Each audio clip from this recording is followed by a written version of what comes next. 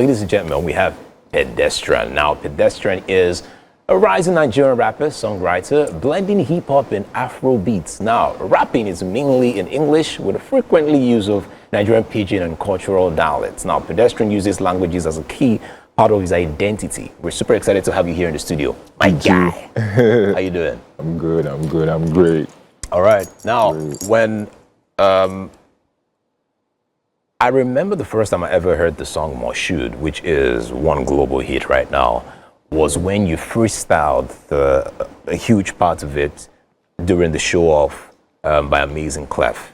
You told a story about a young boy who had great dreams, but some way or the other, Nigeria happened to him.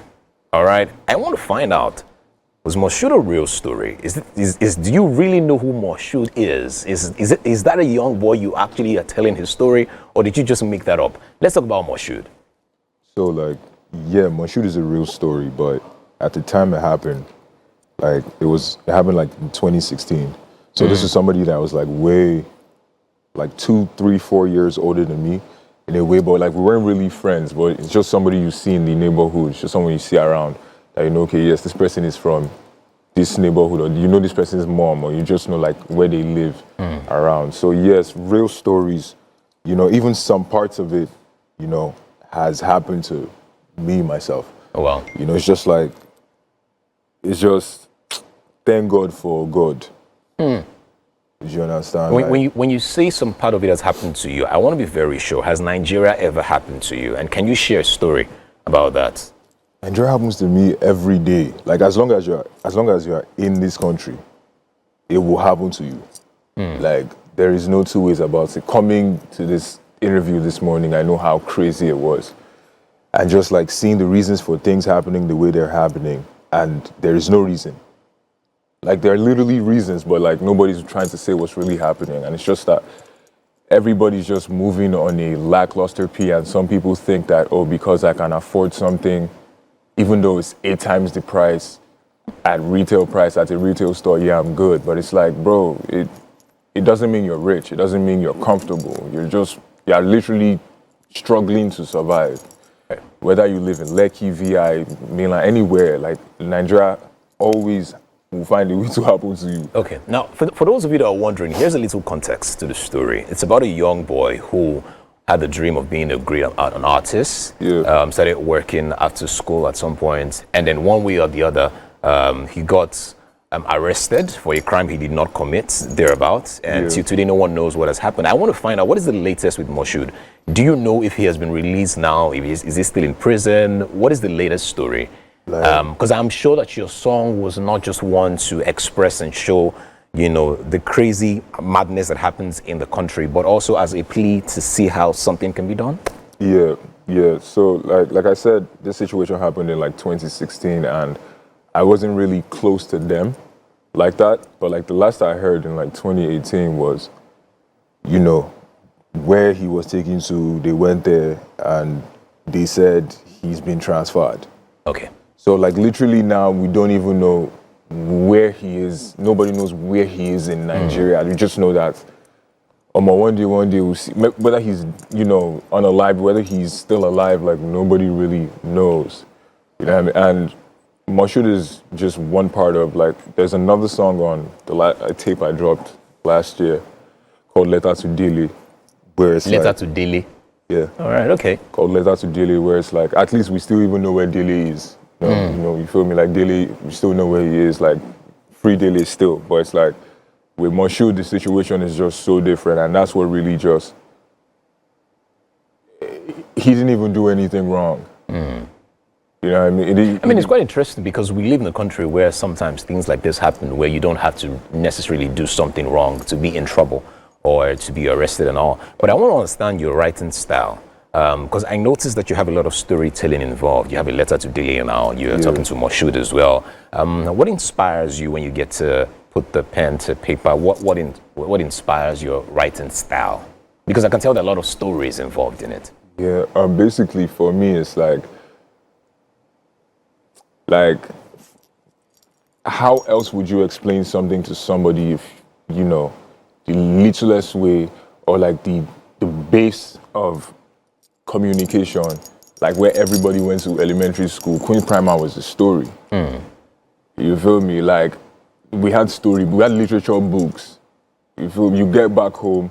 My grandma taught elementary school for 27 years. Wow. So, like, I grew up in a system where it's like, even though we are poor, even though we are broke, you know, even though you come from K2, or even though you come from a place where it's like, you know, impoverished both mentally and pocket-wise, it still doesn't mean that, like, this is my grandma, it still doesn't mean like, okay, you shouldn't at least have some sort of information to equip yourself with as per security. You know, just so you can have a fighting chance in the real world. Get you. You know, so it's like the way those stories come, and for her, that's my idol. That's the greatest human being for me. You feel me? grandma. So yeah, my grandma. So it's like, it's always stories she always used to tell us stuff. All right, awesome. Now let's talk about rap. Yeah. Okay, so you do a lot of hardcore rap, and when I mean hardcore rap, I mean you're real with rap. And now there is this ongoing conversation right now that hip hop is dying, rap is dead in Nigeria. How do you react to that? I've never seen hip hop is dying. I've never seen hip hop is dead, because at the end of the day, like, we still have rappers who every day are still coming out and selling out shows across the world, you know? So it's like, I think it just comes down to the individual. Hip hop never died. Rap never died. Rap has always been there. You know what I mean? Rap has taken me places that I never thought I'd have gone to in this life. Rap has put clothes on my back, food in my pockets.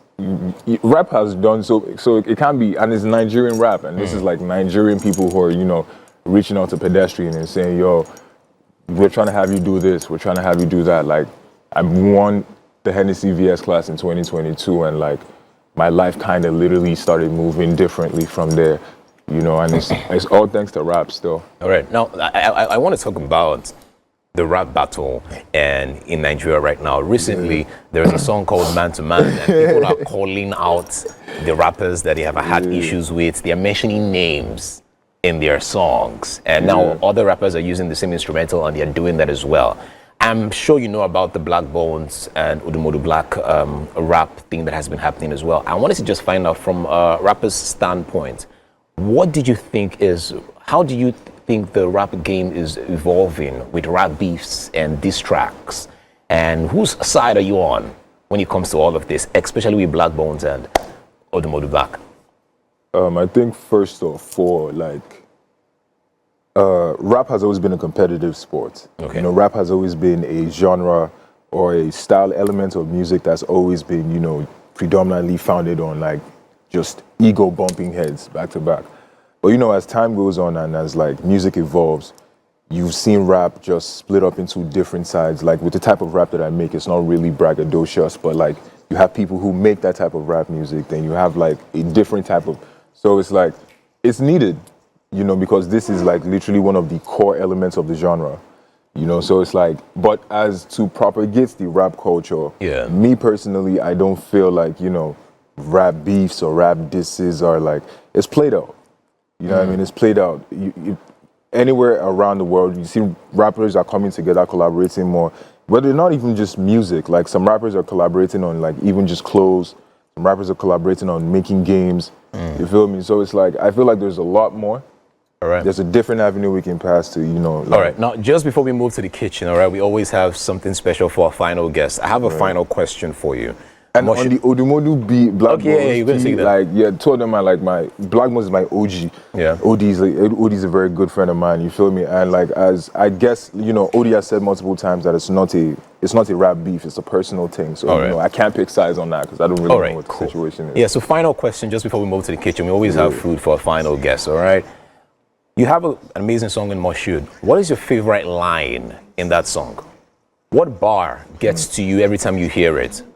I want to hear it. Make I take you back to where na woro si woro na pan to pan gang. Back to where 001 na celebrity and food plan. Wow. Back to where 15 megabyte fit to buy you to land. Back to K2 where my niggas they from Signal. All right. Okay. 001.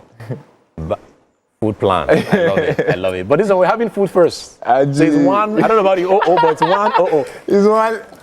I'll figure out the You'll find the later, all right? Yeah, You'll find yeah. the But it's awesome. At this point, I just want people to listen.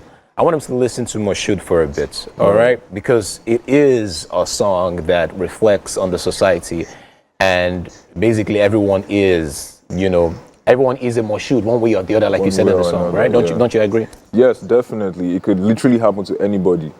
Whether you are sitting in your 5-story building penthouse in Ikoyi, or you are in your bungalow, 1-bedroom, face me, I face you in Bariga, I can still touch you anywhere as long as you're in Lagos, Nigeria.